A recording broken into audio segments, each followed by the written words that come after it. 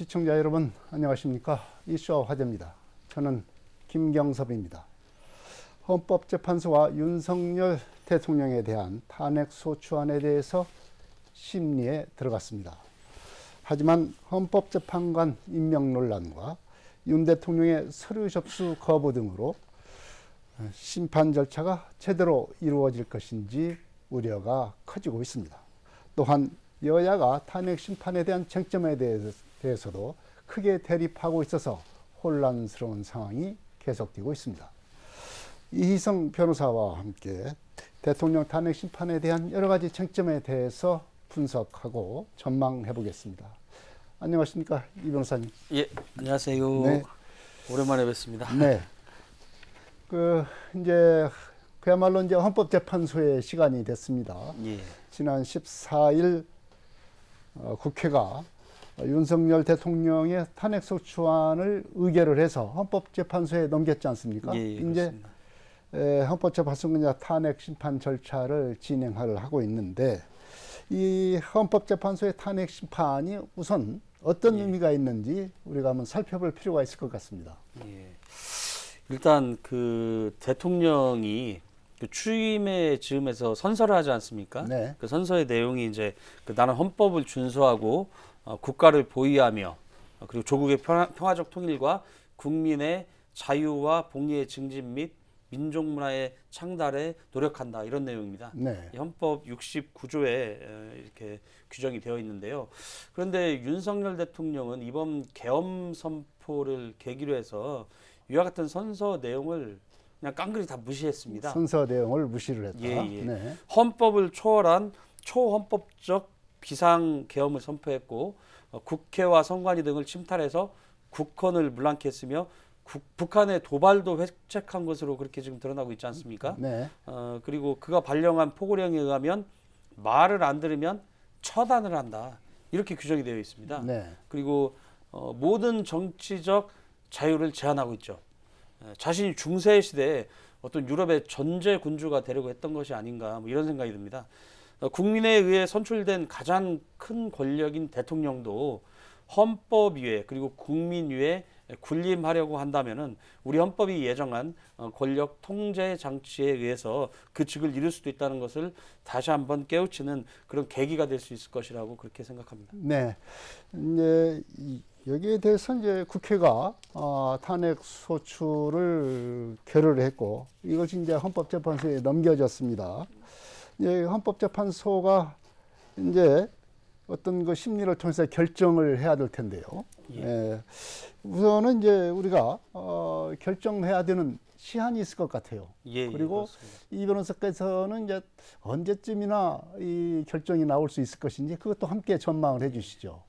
그 헌법재판소는 그 심판 청구가 접수된 날, 네. 즉 탄핵 소추 의결서가 헌법재판소에 접수된 날로부터 180일 이내에 종국 결정을 선고를 해야 됩니다. 6개월 안에. 예, 6개월 정도 되죠. 그래서 근데 이 규정이 강행 규정이냐, 헌법재판관들이 반드시 준수를 해야 되는 강행 규정이냐, 아니면 훈시 규정이냐에 네.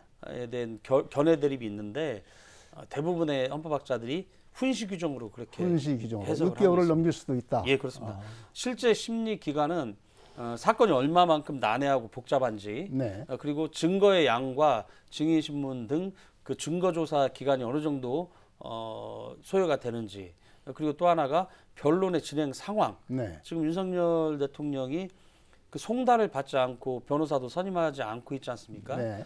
이러한 여러 가지 변론 진행 상황 등에 따라서 조금 증감할 수 있죠. 증감할 네. 수 있는데 그런데 윤석열 대통령 탄핵 심판 사건의 경우에 쟁점이 아주 간단합니다. 네. 우리 헌법재판 역사상 탄핵 심판 청구가 2건이 있었죠.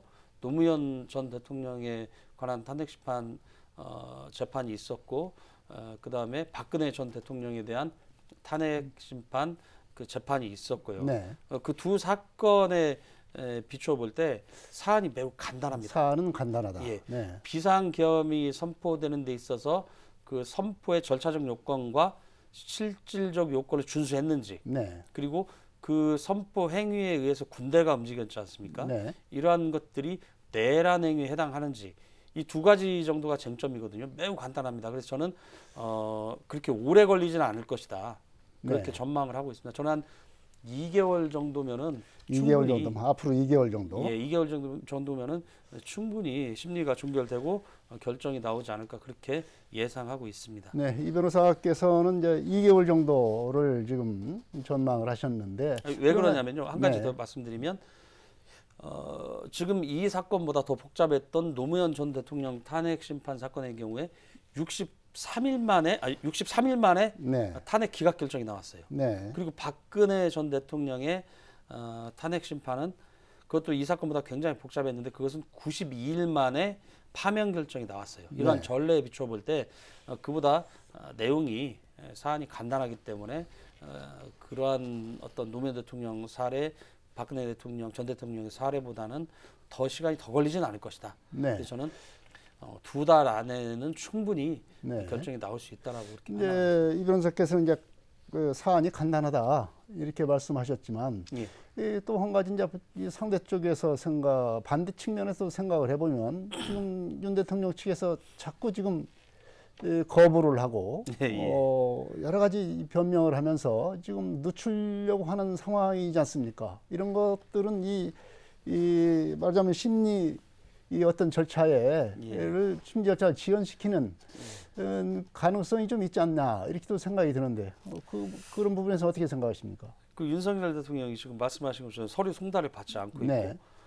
뭐 변호사도 지금 선임을 하지 않고 있어요. 이런 부분이 조금 소송을 지연시키려고 하는 전략 같은데 그 헌법재판소가 소송지휘권을 제대로 행사한다면은 우리가 피청구인이 법정에 헌법재판소 그 재판정에 출석하지 않고도 심리를 할 수 있거든요. 네. 그리고 서류 송달 같은 경우에는 송달 간주 간주라고 하는 게 있어요. 네, 네. 그 대법원 판례에 의해서 확립된 그러한 제도인데 송달을 받지 않아도 네. 송달을 받을 수 있는 장소에 서류가 송달이 되면은 송달한 것으로 간주하는 그러한 대법원 판례가 있거든요. 그러한 대법원 판례와 그리고 헌법재판소 재판관들께서 소송지휘권을 적절하게 활용하신다면은 골석재판도 충분히 가능하니까요. 네. 그러한 것들을 무력화시킬 수 있는 그런 방법들이 충분히 있다고 네. 봅니다. 결국은 이제 헌법재판소의 어떤 의지, 그렇습니다. 예, 이제 이 심리의 어떤 속도랄지 이 시안이랄지 이런 것들이 좀 이 결정이 될 것이다 이렇게 맞습니다. 지금 봐지는군요. 예, 그러면은 이제 우리가 탄핵 심판에 대한 어떤 기본적인 것을 좀 우리가 좀 알아봐야 될 것 같은데 이제 결과를 놓고 볼 때 인용이냐 기각이냐 이 뭐 두 가지 중에 하나지 않겠습니까? 그렇습니다. 뭐 각하가 있겠지만요, 각하에 해당이 되지 않을 것이고 인용과 기각이 있을 텐데 인용할 경우에는 어떤 효과가 있고 기각할 경우에는 어떤 법적 효과가 있는지 또 좀 설명을 해주시죠.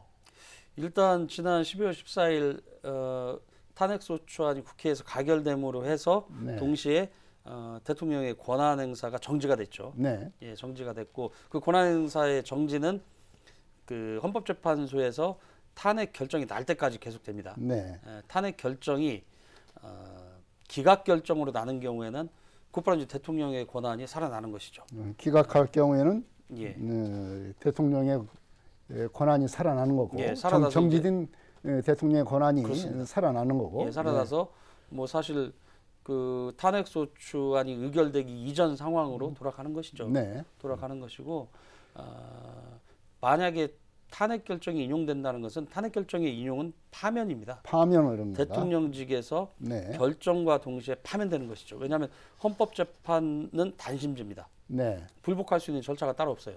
그렇기 때문에 결정 즉시 바로 파면의 효력이 발생하는 것이죠. 네. 그래서 파면이 되면은 파면된 대통령은 전직 대통령으로서의 예우를 전혀 받을 수가 없습니다. 네.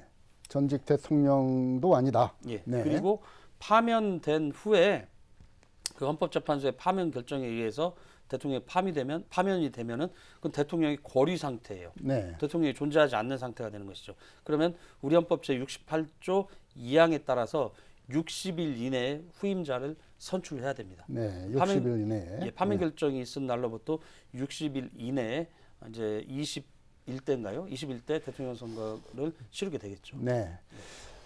다시 또 이제 인용이 될 경우에는 뭐 대통령 선거까지 다시 또 예. 해야 되는 그런 상황이 될 것이다. 우리가 그렇게 예측을 할 수가 있겠습니다. 현재 지금 헌법재판과 관련해서 쟁점을 하나씩 좀 살펴볼 필요가 있을 것 같습니다. 예. 지금 여러 가지 논란이 많고 예, 예. 여야 간에 다툼이 많은 상황이기 때문에 예. 이것도 우리가 한번 정리를 해봐야 될 것 같습니다. 현재 그 헌법재판관 3명, 6명인데 예. 3명을 지금 국회 추천권 헌법재판관 임명을 놓고 논란이 있지 않습니까? 예, 그렇습니다. 국회는 현재 3명에 대해서 추천을 해가지고 임명 승인을 요청을 국무총리한테 권한 예, 대행인 그렇습니다. 국무총리한테 지금 요청을 한 상태이지 않습니까? 이것에 대해서 국무총리가 과연 임명할 수 있느냐? 임명할 수 있다. 뭐 여러 가지 의견들이 좀 있습니다. 이 변호사께서는 뭐 법리나 뭐 판례나 이런 걸 볼 때 이 국무총리가 이런 경우 임명이 가능하다고 보십니까? 아니면 임명을 하지 않아도 된다고 그렇게 보십니까? 일단 이게 조금 복잡한 문제가 사실 있는데 네. 사실 헌법재판소 재판관은 9인으로 네, 9명으로 9명. 되어 있습니다. 네. 헌법상 규정이 있어요. 9명으로 한다는 것이. 네.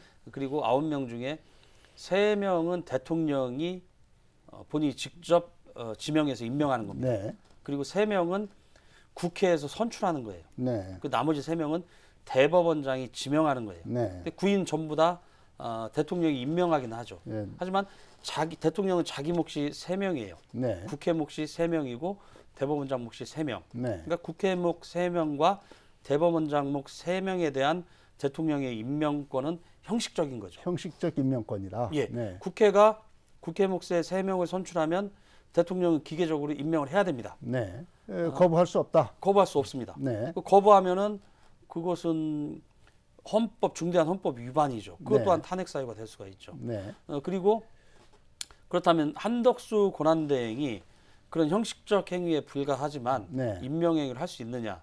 이와 관련해서 대통령 권한대행이 그 권한을 어디까지 대행할 수 있느냐와 관련해서 견해 대립이 좀 있어요. 네. 그 헌법학자들 간에. 근데 절대적인 다수의 견해는 현상 유지적인 행위만 할 수 있다. 네. 특별한 사정이 없는 한 현상 유지적인 권한만을 행사할 수 있고 그 현상을 변경하거나 새로운 질서를 형성하는 그러한 행위는 할 수 없다. 네. 이것이 이제 현재 절대 다수의 의견이거든요. 네. 그렇다면은 헌법재판관 3명의 임명 행위는 어떻게 보아야 될 것이냐? 국회 몫의 3명은 국회가 선출하면 기계적으로 임명을 해야 되고 네. 임명을 해야 되는 건 형식적인 권한이기 때문에 이것은 현상 유지적인 것입니다. 현상 유지적 예. 것이다. 그러니까 이게. 당연히 권한대행이 할 수가 있죠. 네. 하지만 대통령 몫의 3명을 권한대행이 임명하는 것은 이것은 어찌 보면 새로운 질서를 창조하고 현상을 변경하는 행위거든요. 네. 할 수가 없는 것이죠. 그렇기 때문에 결론적으로 국회 몫의 3명을 지금 임명해 달라고 하는 것이니까요. 네. 이것은 당연히 권한대행이 임명을 할 수 있다. 현상 유지적인 것이니까요. 네.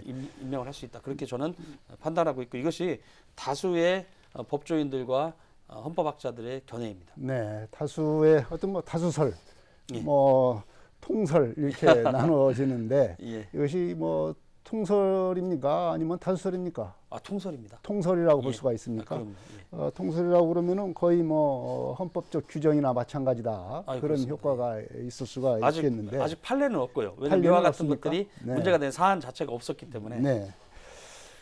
그런데 지금 한덕수 국무총리는 이 국회가 추천한 3명에 대해서 임명을 자꾸 안고 있단 말입니다. 예. 여야가 합의해라.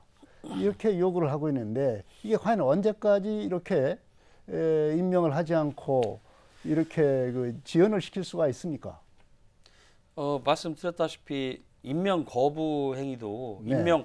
헌법에는 임명해야 한다라고 써 있거든요. 네. 그렇기 때문에 임명을 거부하는 것도 헌법 위반입니다. 이것도 탄핵 사유가 될 수가 있죠. 네. 그렇기 때문에 한덕수 총리에 대해서 지금 탄핵 소추를 하겠다라고 민주당에서 얘기하고 있지 않습니까? 네. 이러한 점들도 탄핵 소추의 사유로 삼아가지고 결국은 한덕수 총리에 대한 탄핵으로 그렇게 해결을 해야지. 그렇게 되면 이제 차순위 그 권한대행자인 그 기획 기획재정부 예, 기획재정부 장관을 겸하는 부총리가 네. 이제 임명을 해야 되는 그런 상황이 오겠죠. 이런 점들이 현재 상황에서는 참 풀기가 어려운 그런 과정인 것 같습니다. 자, 헌법재판소가 이제 27일부터 본격적인 심리에 들어갔습니다.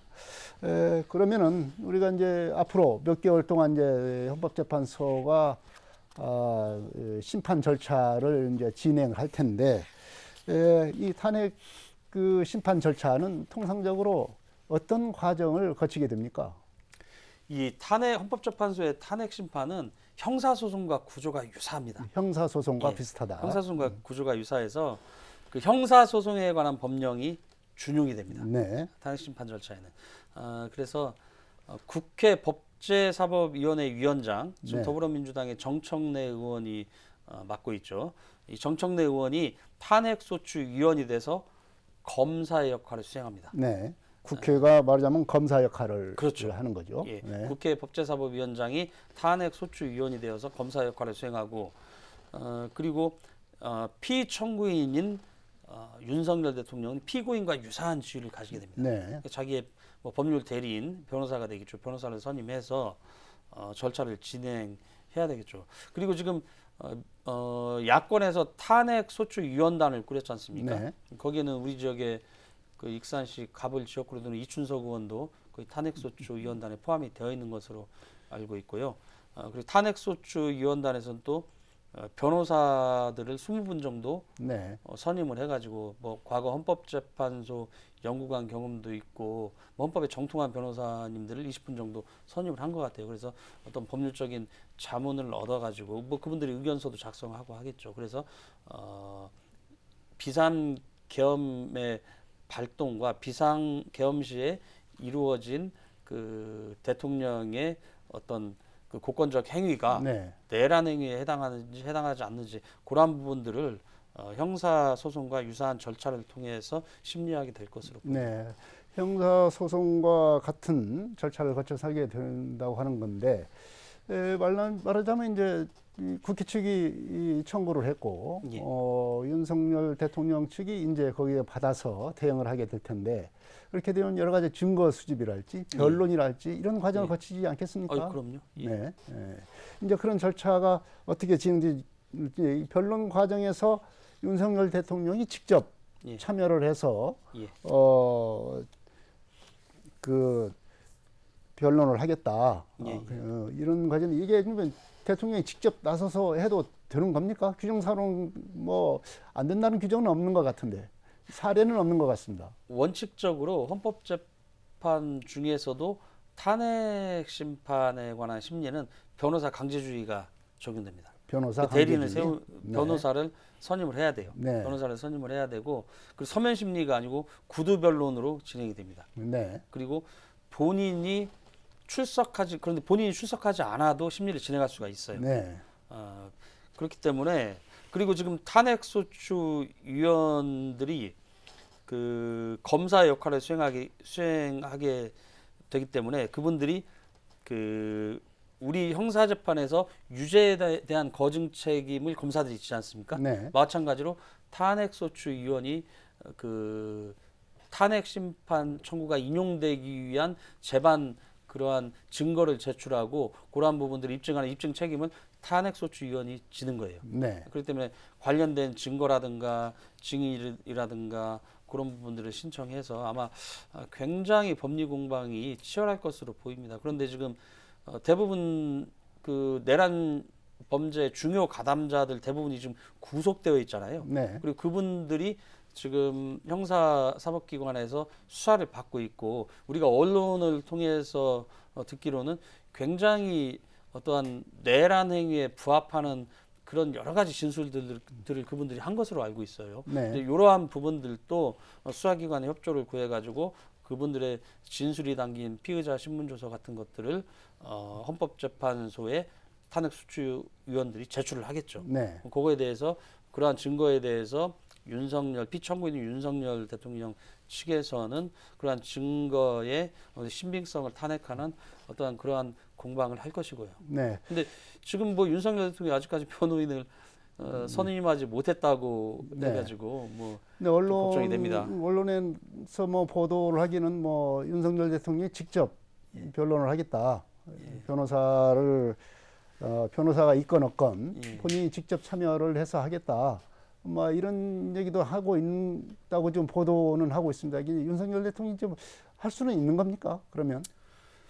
아니 본인이 자기를 변론하는 것은 원칙적으로 당연히 허용되는 것이죠. 네, 당연히 허용된다. 당연히 허용되는 것인데 글쎄요 윤석열 대통령께서 아마 법정에 서서 검사로서의 뭐 역할을 해보신 지가 네. 상당히 오래되셨을 것 같은데요. 과연 제대로 된 변론을 할 수 있을지 그것은 좀 의문입니다. 네. 네. 그런데 이제 또 하나의 지금 현재 시점에서 논란이 되는 것들이 윤석열 대통령 측에서 자꾸 헌법재판소가 심리를 위한 여러 가지 서류들을 제출하라. 그리고 물론 뭐 저기 수사기관에서 수사에 협조를 하라고 지금 뭐 출석 통지도 하고 뭐 이렇지만은 다 이런 것들이 이제 거부를 하고 있지 않습니까? 특히 헌법재판소는 심리를 위해서 여러 가지 이 서류를 제출을 해달라고 이렇게 요청을 했는데 이걸 수령을 거부를 했어요.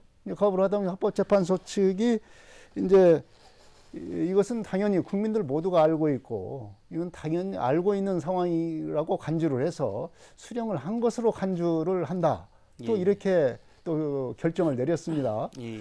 그러면 이것도 이제 국민들이 볼 때는 상당히 그 생소한 그런 과정인 것 같아요. 일반인 같으면은 이게 수령 거부가 되지도 않을 뿐만 아니라 수령 거부를 할 수도 없을 것 같은데 윤 대통령 측은 이렇게 이제 거부를 했단 말이에요. 그리고 거부에 대해서 헌법재판소는 거부를 했지만 이 거부는 수령한 것으로 간주를 한다.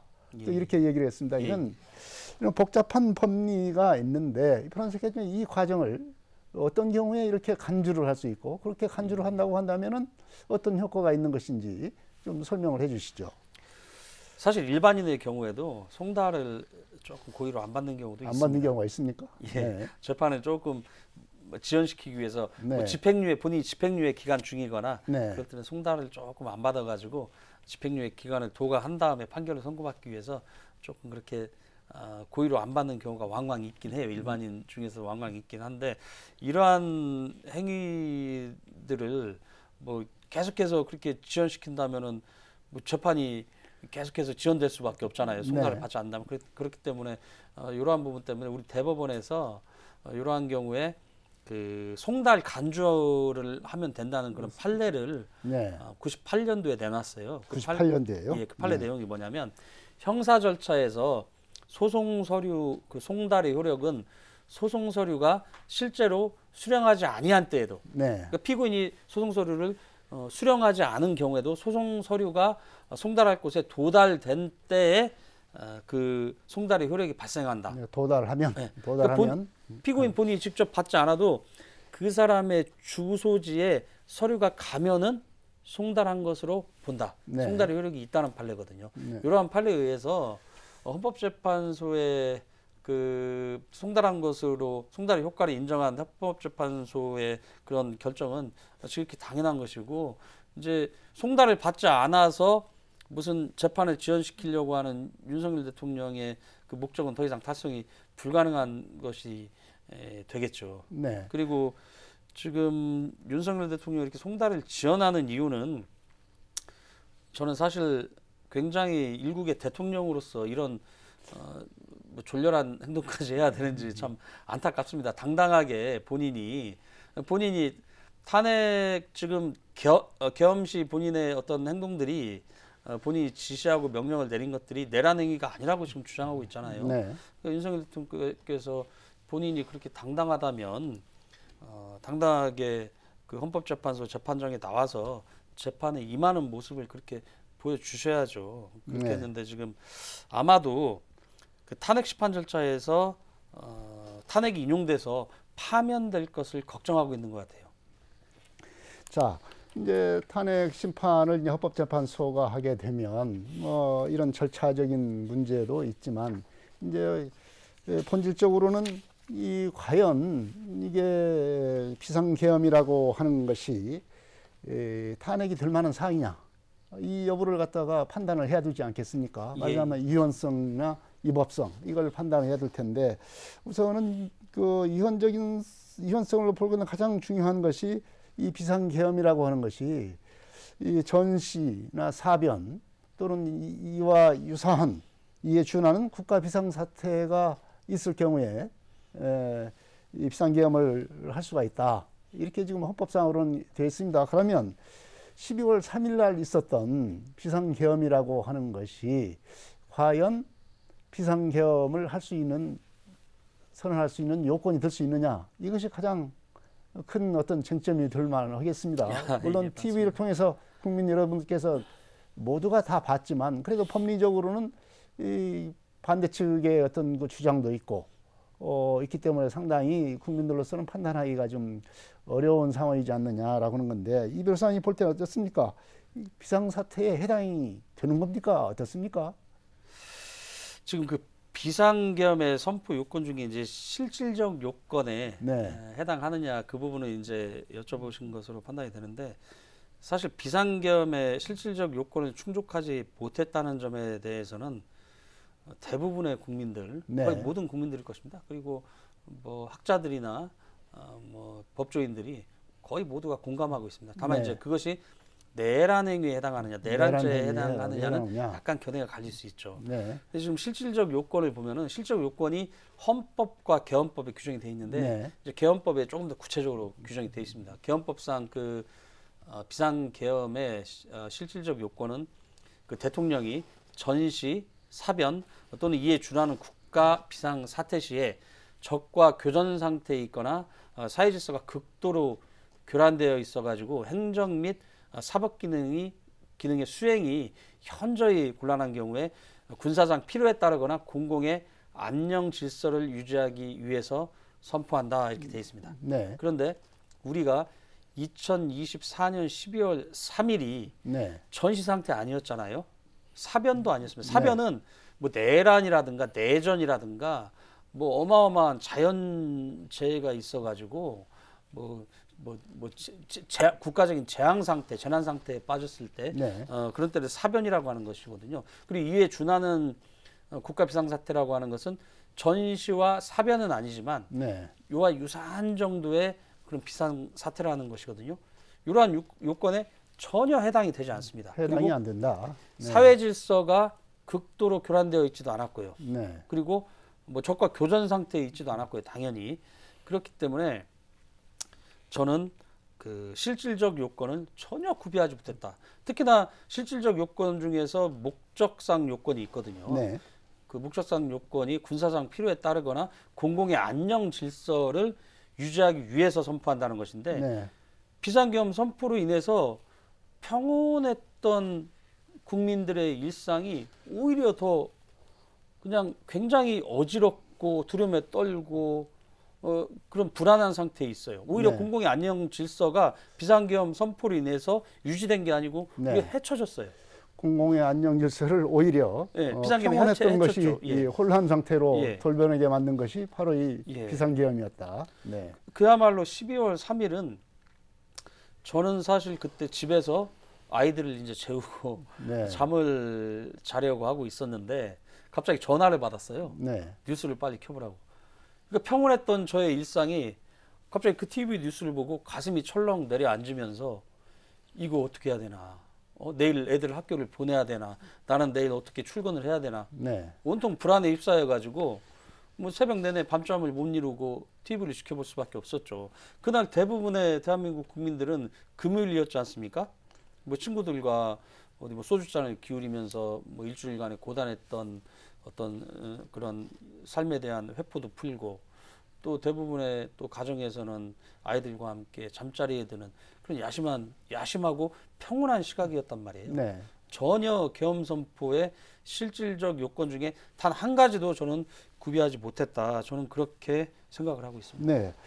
이제 이렇게 비상계엄을 발령할 수 있는 요건이, 실질적 요건이 전혀 없었다, 이렇게 말씀을 하셨는데, 또 이제 비상계엄을 그 선포를 해서 이 국헌 문란이 됐느냐 안 됐느냐 이것도 상당한 또 의견 차이가 좀 있는 것 같습니다. 예, 과연 그렇습니다. 국헌 문란이라는 것이 뭘 의미를 하는 것인지 설명을 좀 해주십시오. 국헌문란이라고 하는 것은 형법 87조에 규정된 내란죄의 구성 요건 중에 하나죠. 네, 내란죄. 형법 91조에 그 정의가 나와 있어요.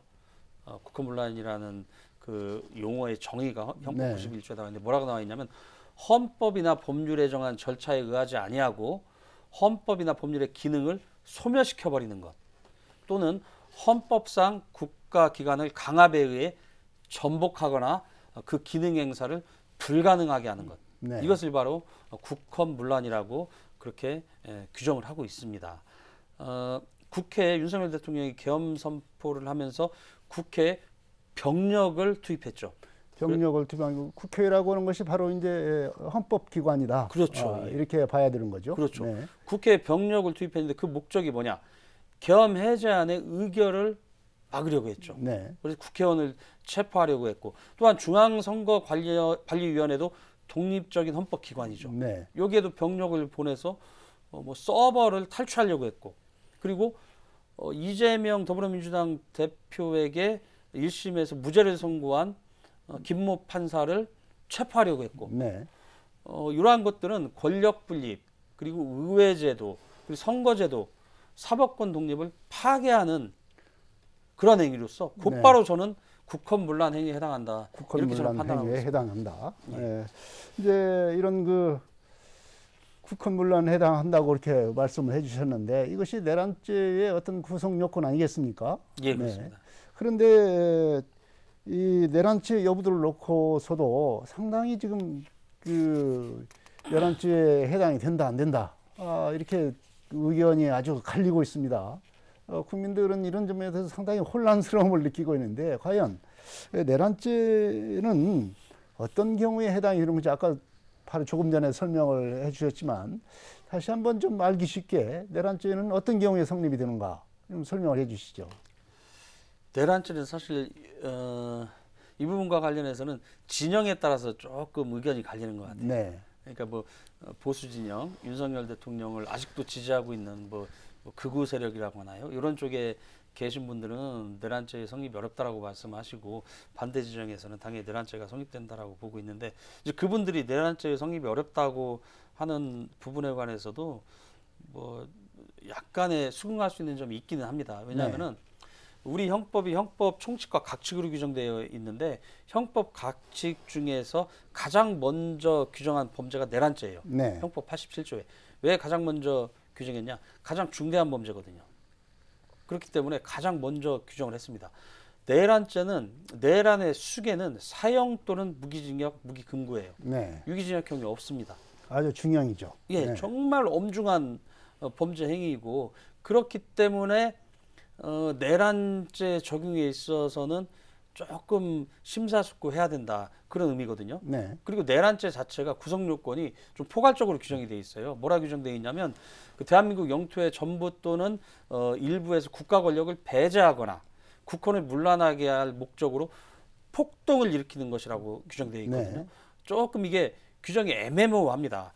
국가 권력을 배제하는 행위가 과연 어떤 행위인지 네. 국헌을 문란하게 하는 행위가 과연 어떤 행위인지 구체적인 행위 태양을 제시하지 않았어요. 네. 그렇기 때문에 규정 자체가 굉장히 다의적 해석의 가능성이 있기 때문에 이 해석을 조금 좁게 해야 된다. 워낙 중범죄이기 때문에 네. 이런 입장에서는 내란죄가 성립이 되지 않는다. 뭐 이렇게 주장을 할 수도 있겠죠. 하지만 좀 전에도 말씀드렸지만 계엄 해제안 의결을 방해하기 위해서 헌법기관인 국회를 군대를 보내가지고 장악해 버렸습니다. 네. 이것은 그 자체로 국헌문란의 목적이 있다고 봐야 합니다. 국회는 비상계엄 시에도 국회는 군대가 들어가면 안 돼요. 네. 국회가 요청했거나 국회가 다른 어떤 무장 세력에 의해서 점령당하지 않는 한 군이 국회에 들어가서는 안 됩니다. 절대로.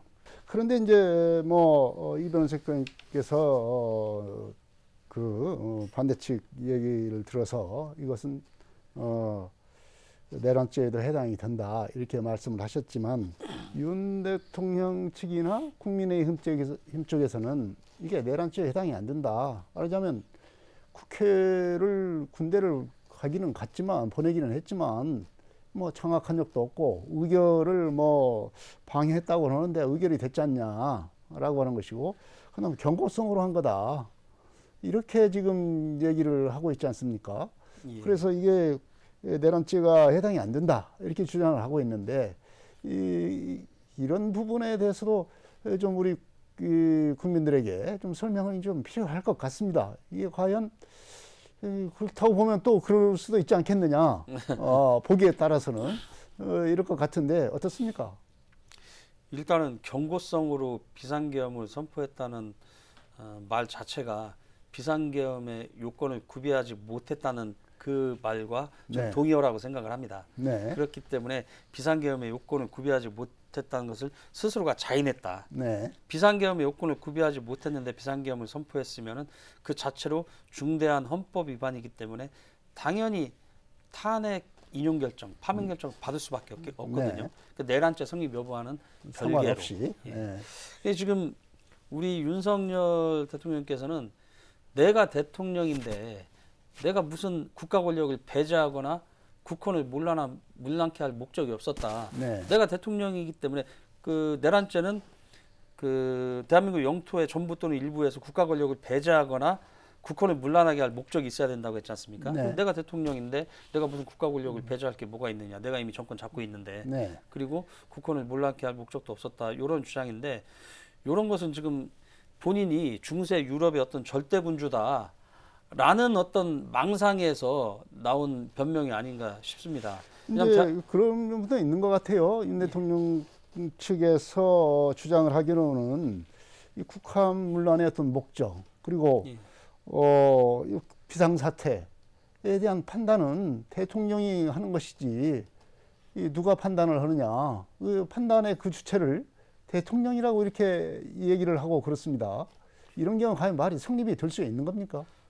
이렇게 제가 방금도 말씀드렸지만 네. 윤석열 대통령께서는 뭐 자신이 정말 뭐 중세 유럽의 절대군주라고 생각하시는 것 같아요. 네. 그것을 자신이 판단하고 결정한다는 말씀 자체가 그러니까 국헌 문란의 목적이 없었다는 말씀은 자기가 국회보다 위에 있고 자기가 사법부보다 위에 있다. 대한민국의 모든 권력은 대통령으로부터 비롯된다. 이런 사고가 있지 않나 싶어요. 그런데 네. 대한민국 민주공화국이고 민주공화국에서는 대통령이 곧 국가 권력의 전부를 의미하는 것도 아니고 대통령이 곧 국가이다. 뭐 이런 걸 의미하는 것도 아니지 않습니까? 다만 대통령은 입법권과 사법권을 제외한 나머지 행정부의 수반으로서 행정에 관한 권한만을 부여받은 것이거든요. 네. 그런데 국회를 비상계엄을 선포해서 국회를 장악하고 판사들을 체포하라고 하고 선관위도 들어가서 서버를 뭐 탈취해라 이러한 명령을 내려놓고서 그것이 국헌문란의 목적이 없다. 왜냐하면 내가 대통령이니까. 네. 그런 그 발상은 제가 볼 때 거듭 말씀드리지만 내가 이 나라의 왕이다. 내가 절대 군주다. 내가 다 할 수 있다. 뭐 이러한 어떤 망상에서 비롯된 것이 아닌가 저는 그렇게밖에 생각할 수 없다고 봅니다. 네. 탄핵 결정이 인용될 경우에, 인용 결정이 날 경우에는 그야말로 이제 또 다른 단계로 또 진입하는 것 아니겠습니까? 말하자면 대통령 선거랄지, 또 그 과정에서의 여러 가지 정치적 어떤 다툼 이런 것들이 예상이 드는데 탄핵의 인용 결정 이후에 만약에 인용 결정 이후에 어떤 그 정치 일정 어떻게 보십니까? 일단 뭐 좀 전에 말씀드렸다시피 헌법 68조 2항에 따라서 대통령이 그 판결로 인해서 그 직을 상실한 때에는 60일 이내에 후임자를 선거한다 이렇게 돼 있기 때문에 네. 60일 이내에 21대 대선이 치러지겠죠. 박근혜 대통령 같은 경우 2017년 3월 10일 헌법재판소로부터 파면 결정이 있었고 19대 대선이 그로부터 정확히 60일 후인 5월 9일에 치러졌습니다. 네. 그렇기 때문에 이번에도 윤석열 대통령에 대한 파면 결정이 있으면은 결정일로부터 60일 정도 후에 대선이 있을 것으로 그렇게 예측이 되고, 말씀드렸다시피 헌재가 제대로 어떤 심리를 진행하고 한다면은 저는 2달 안에 심리를 종결하고 결정이 나올 것이다 이렇게 판단하고 있기 때문에 4월 중순 정도, 즉 벚꽃이 피는 계절 정도가 되면은 저는 대선이 치러질 것이다 그렇게 예상을 하고 있고요. 자, 마지막으로 이 헌재 탄핵 심판이 어떻게 될 것인가를 비롯해서 이 상황을 우리 국민들은 어떻게 하는 것이 좋을 것인지 좀 마지막으로 해 주십시오. 그 탄핵 심판과 관련해서는 비상계엄이 그 헌법과 개헌법이 정한 절차적 요건과 실질적 요건을 구비하지 않았다면은 그 즉시 중대한 헌법 위반이 있는 겁니다. 네. 중대한 헌법 위반이 있으면은 그 탄핵 심판에서 그 심판 청구가 인용될 수밖에 없고요. 네. 근데 지금 보면은 우리가 국무회의 그 비상계엄 선포 당시에 윤석열 대통령이 국무회의의 심의를 거쳤느냐, 여기에서부터 지금 거치지 않았다는 말들이 많잖아요. 네. 거쳤더라도 국무위원 전원에게 소집 통지를 해야 되거든요. 소집 통지를 자기하고 대통령이 뭐 친한 몇 명한테만 하고서 그것을 국무회의라고 할 수가 없죠. 네. 그리고 다음에 이제 대통령의 국법상 행위는 문서로 써야 돼요. 그리고 그 문서에는 국무총리와 관계 국무위원이 부서를 해야 됩니다. 네. 부서가 되어 있느냐, 이것도 지금 되어 있지 않다고 해요. 들리는 말로는. 그리고 계엄 선포 즉시 지체 없이 국회에 통고를 해야 돼요. 이 통고 절차도 이행하지 않았습니다. 절차적 요건을 전혀 이행하지 않았어요. 그렇기 때문에 여기에서부터 곧바로 중대한 헌법 위반이 있는 것입니다. 실체적 요건은 따져볼 필요가 없어요. 네. 절차적 요건 위반이 바로 중대한 헌법 위반이기 때문에 여기에서부터 탄핵 사유가 명백히 있는 것이 됩니다.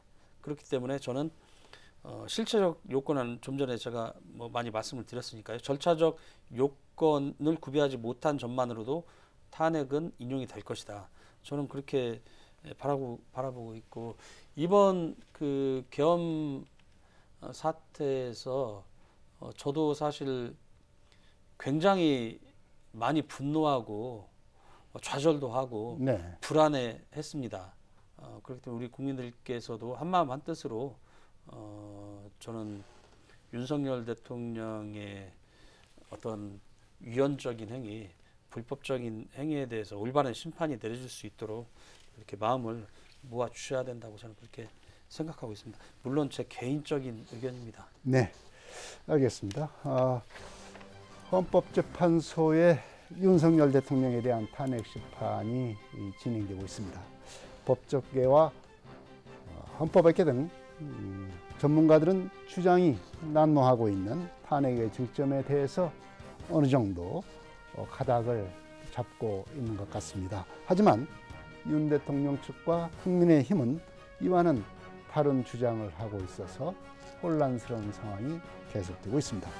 이럴 때일수록 헌법재판소가 중심을 잡고 심판 절차를 굳건하게 해 나가야 되지 않나 생각을 하게 됩니다. 이슈와 화제 여기서 마치겠습니다. 지금까지 이희성 변호사였습니다. 이 변호사님 고맙습니다. 네, 감사합니다.